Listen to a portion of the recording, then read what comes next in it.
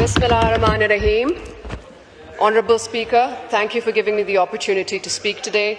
Please order in the House. सबसे पहले मैं हमारी अफवाज को खराज तहसीन पेश करना चाहती हूँ जो हमारे वतन का दिफा कर रहे हैं और मैं ख़ास तौर पर चेयरमैन बिलावल भुट्टो ज़रदारी को अप्रिशिएट करना चाहती हूँ जिस तरह इस मुश्किल वक्त में उन्होंने पाकिस्तान की नुमाइंदगी की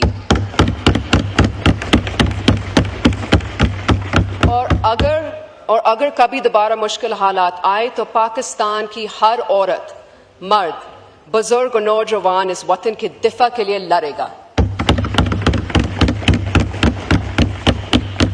Today I speak as a voice for those whose voices are often left out of spreadsheets, graphs and budget documents. For the labourer who returns home with empty hands, for the mother deciding between buying milk and medicine, and for the student walking miles because their local school was never built, and for the flood-affected families still waiting for rehabilitation and justice. Mr. Speaker, budgets are not merely fiscal instruments. They are political documents. They reflect choices. They reflect priorities, and they reveal who we as a state choose to serve. Last year I said that Pakistan deserves better. Today I say it again with more urgency. Pakistan deserves a budget that is progressive, people-centric and protective of the most vulnerable in our society. Let us be honest. Economic growth means little if it does not translate into dignity for our people. GDP numbers mean little when 40% of our children are stunted and over 20 million remain out of school. Foreign reserves mean little. Foreign reserves mean little if our people cannot afford dal and roti. This is not the time for austerity to be imposed on the poor while luxuries remain for the privileged. This is the time for compassionate government, for redistributive justice, and for a break from the cycle that punishes the working class and rewards the elite. Mr. Speaker, we must invest in our human development. Education is not a luxury but a human right.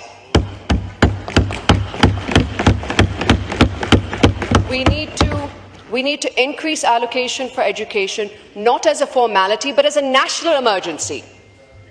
The same goes for health. Health and education need to be more than just footnotes in this federal budget. If COVID-19 taught us anything, it is that the underfunded healthcare systems break first and bleed the longest. It is a shame that in 2025, Mr. Speaker, over 56 million Pakistanis still live without electricity. And instead of encouraging solar energy, the government in its short-sightedness has imposed tax on solar panels. We should not be punishing people for turning to solar energy. While the government boasts about its electricity generation capacity, it's doing little to ensure that that power actually reaches the people.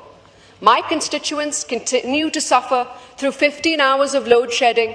Think of the labourer, the teacher, the student, the daily wage earner, enduring this sweltering heat, unable to study, unable to work with dignity. And now with these outrageous taxes on solar, they are being denied even the chance to find relief through clean, alternative and affordable energy.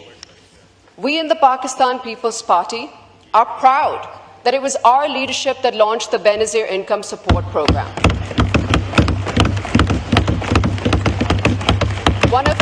One of the largest social protection programs in South Asia.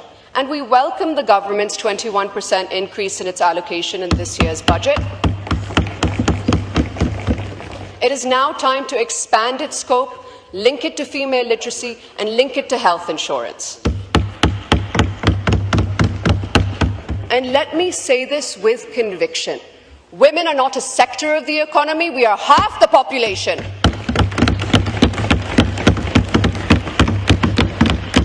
No economic plan can succeed if women remain excluded from opportunity, leadership and policy making. Let this budget deliver meaningful steps for gender-inclusive growth, not just token allocations, but real mechanisms for empowerment. Mr. Speaker, any federal budget that fails to allocate sufficient resources to disaster preparedness, for clean energy, water conservation, and agricultural adaptation is simply irresponsible. We cannot talk about future-proofing Pakistan without talking about the climate crisis. And Sindh was the worst hit by the 2022 floods. And we are still waiting for our fair share of climate financing, disaster recovery and resilience building. We in the Pakistan People's Party, under the leadership of Chairman Bilawal Bhutto Zardari, are proud that we have made 2.1 million flood-resistant houses.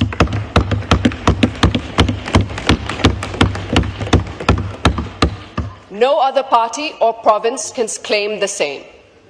Today I speak of the legacy of Shaheed Mohtarama Benazir Bhutto, a leader who believed that politics must serve the poor, who taught us that the true measure of leadership is not the number of speeches we give, but the number of lives we uplift. I urge this House, let this budget not be another missed opportunity. Let it not be another document that pleases the IMF while ignoring the soul of our people. Let it answer the cries of the flood-affected, the jobless graduate, the underpaid teacher, the small farmer and the widow receiving 12,000 rupees from Bb.Asifa. Let this be a pro-people, pro-federation and pro-women's budget. Let it tell every Pakistani that yes, we see you and yes, we care.